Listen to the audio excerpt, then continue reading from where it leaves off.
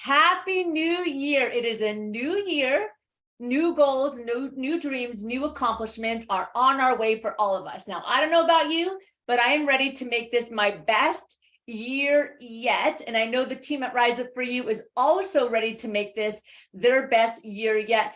And I know you're with us, and that's why you're here today, because you are also on that same track. So if you're joining us for the first time, my name is Netalina Nasruddin. I'm the CEO of Rise Up For You. And again, today we're going to talk about how to have your best year yet, yours, special for you, customizable for you. Now, in the next 45 minutes, I'm going to break down the 7 steps to achieving your goals, how to achieve your goals without losing your values and your family. That's a big one, right? And the number one culprit that often gets in the way of us taking action and creating the system so that our goals actually come to fruition. We're going to cover all of that in today's masterclass. So I just want to ask you, and you could put it in the chat, how many of you have written goals in the past and you didn't achieve them, right? Maybe you got too busy. Maybe the goals ended up being too difficult. Maybe the goals ended up being out of reach for you, or they were too easy. And we're going to talk about all that a little bit later, but put it in the chat.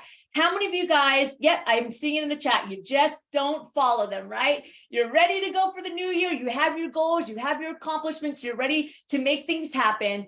And then a whole year goes by and you realize, I just didn't make it happen.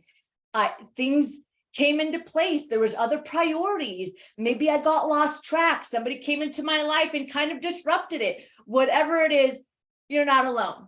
You are not alone. And that's why we're doing this session today. But I want you to stay with me all the way till the end. And here's why. Because the very last strategy that I give you is probably going to be one of the most important. And we always have a special offer for those of you that show up and that stay. Because I always say that starting is easy, but staying and showing up all the way through, that's where the success happens. So when you stay for this entire session, we're going to give you a special offer at the end. So listen, you're not alone. You are not alone. Did you know that 85% of individuals that have goals and set goals don't accomplish them? Only about 15% of individuals actually stick to their dreams and goals and take action and see them come to fruition, right? So there's a lot of reasons why. You can ask yourself, why do I keep creating these goals, but yet I'm not actually achieving them? Where I'm going to break down for you the 3 reasons why. And these might resonate with you. And you might say, yep, that is totally me. First, is they're too challenging or they're too easy. So today, as we go through this strategic roadmap, I want you to jot these notes down and I want you to ask yourself where you are with your goals.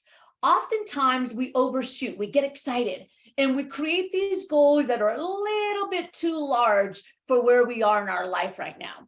So I'll give you a quick example, and I always use health just because it's easy.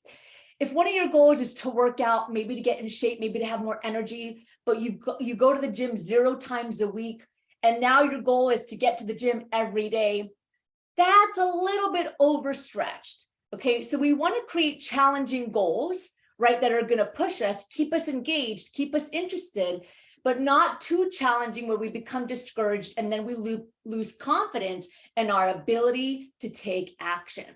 And then we have the opposite where we just make them too easy.